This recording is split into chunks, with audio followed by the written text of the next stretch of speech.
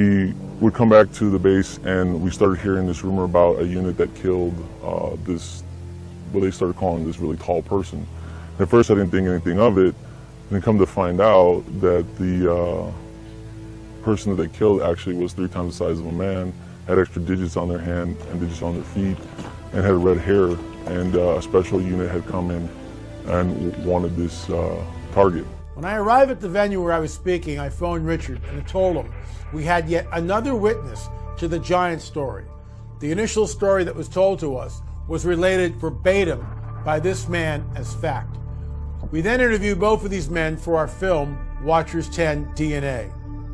There was also a dynamic of the story that I want to point out to you, and it's this. A while back, I interviewed Chief Joseph Riverwind right here on PPS Report.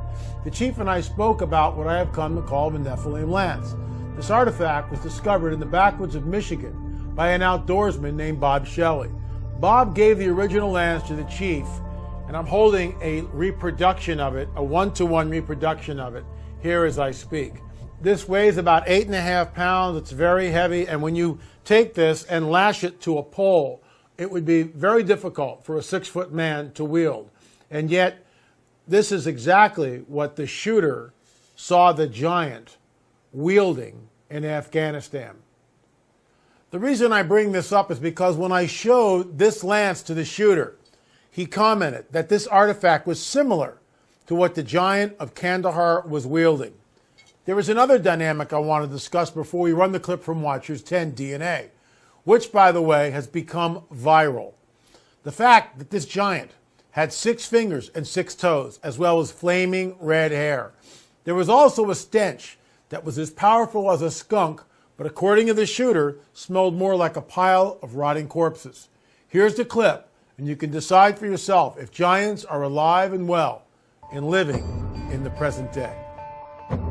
You were in Afghanistan in 2002, and you were called into a very remote section of Afghanistan because a patrol had basically gone missing. Exactly. Okay, and there's no villages around nothing for miles. Right. So very remote. Yeah, very remote. So we flew in. It's about 4 kilometers.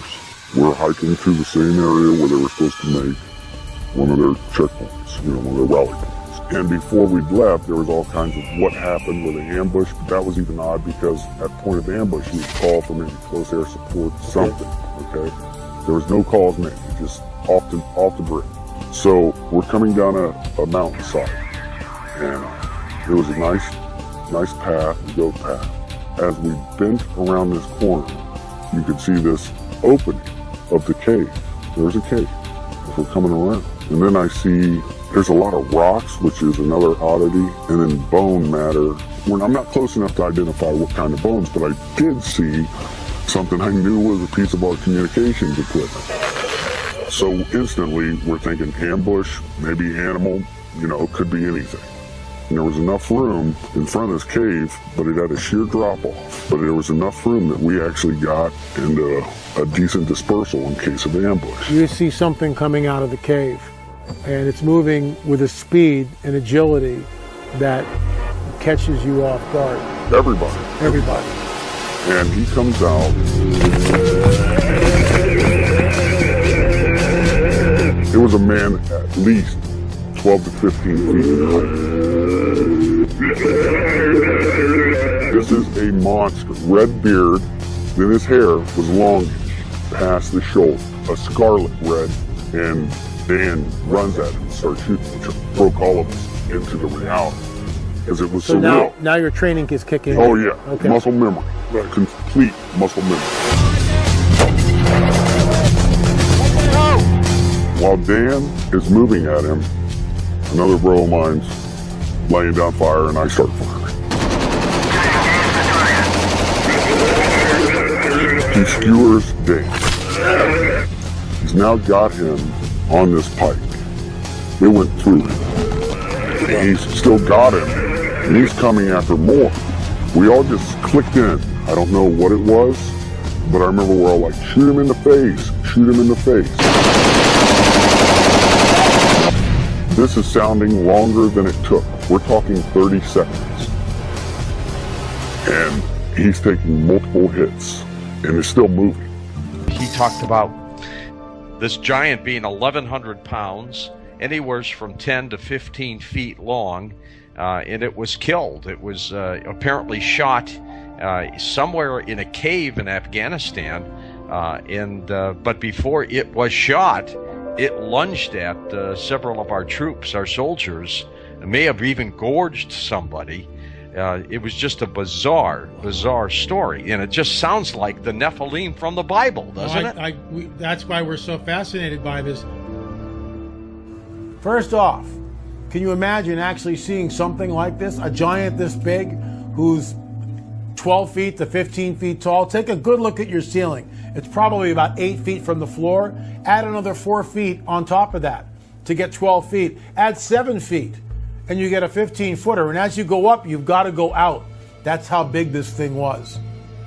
I can only imagine how the shooter and his battle buddies must have felt, and the fear that flashed through their minds, paralyzing them until their training kicked in and they brought the giant down. But not before the giant had impaled Dan on that very large pipe. And you have to assume that the giant is not alone, that the giant is not the only being living on this planet. There's got to be a whole school of them somewhere. Maybe he's got a female mate. Maybe he's got children. Who knows? Unfortunate that he had to attack our soldiers rather than be somewhat peaceful. But I guess that comes with the territory. Dan was dead. Okay. And Wyatt is a good man, probably one of the best men I know, now dead. Before I'd left, they were already starting what they call a 9-line, which is a medevac request. They're sending out a medevac request, then all of a sudden it's not a medevac request. All of a sudden we had a helicopter show up because, like I told you, it was a large precipice and a sheer drop. So the helicopter just came up from the drop. They had dropped netting, which is like cargo netting. It's like squares. We were told we had to bundle him up. And we get another bigger helicopter, but it's almost like a Jolly Green Giant used to look back in the day that could get, through this area. Because the mountains, you gotta remember, Chinooks could only go in certain places because they had enough lift. Mm-hmm. And so we got him on there. The thing was too big. We couldn't move it. It smelled worse than a skunk. A corpse that's been around for a while. Really fell. Oh, it was like a combination because of the,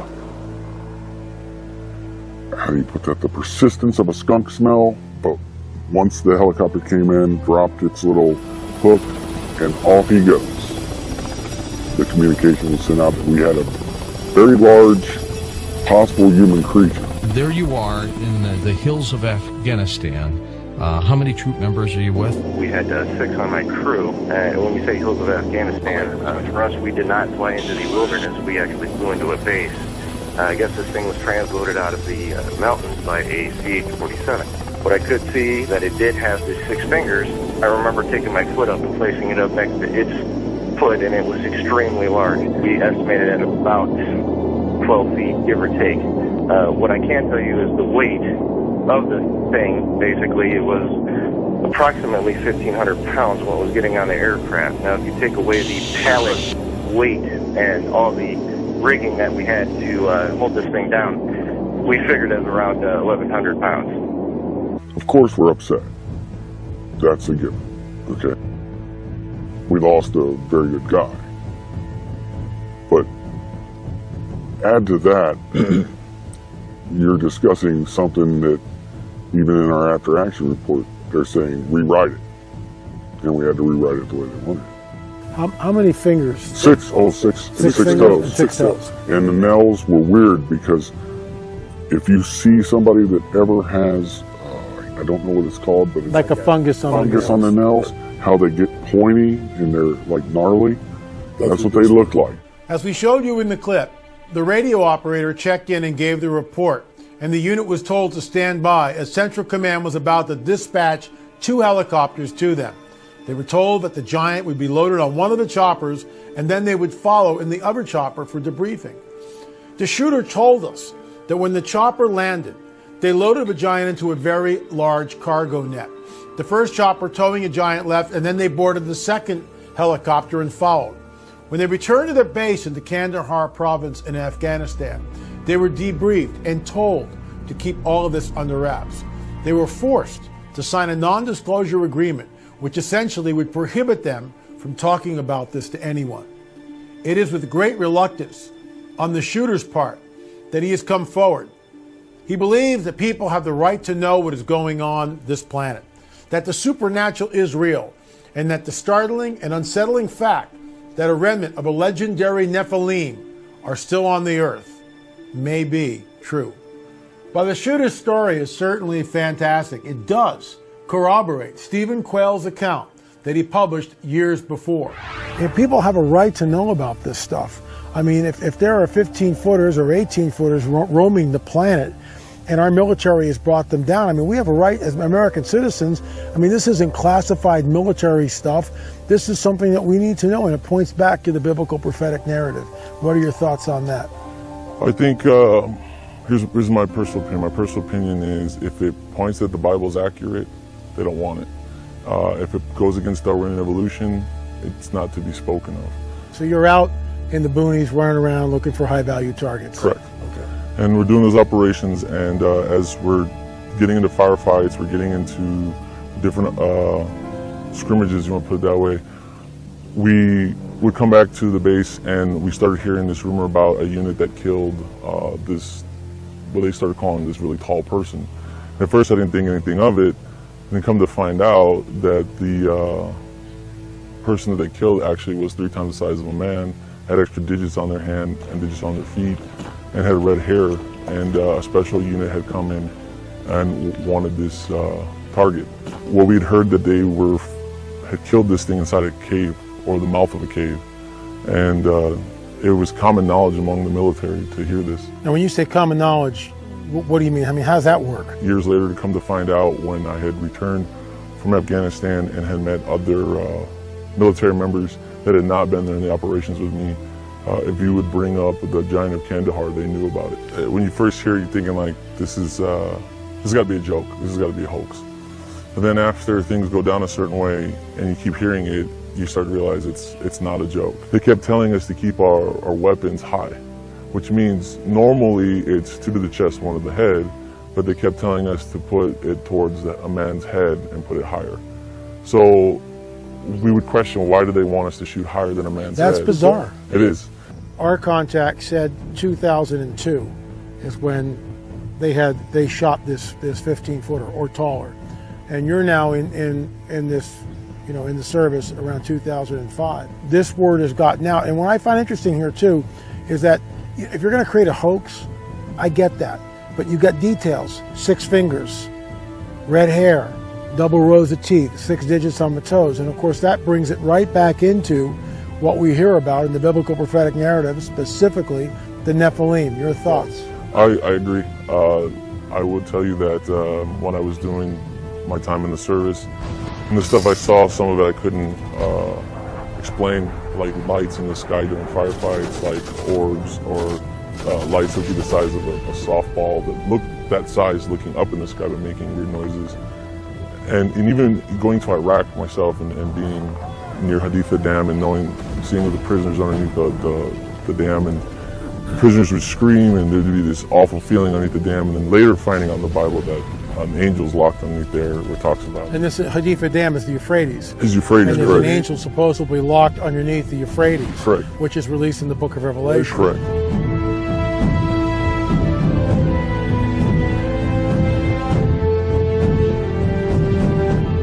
That's bizarre. So you're actually at this site, and soldiers are being locked, imprisoned underneath the Haditha Dam. Correct. And they're freaking out. They were freaking out. They said they could feel it.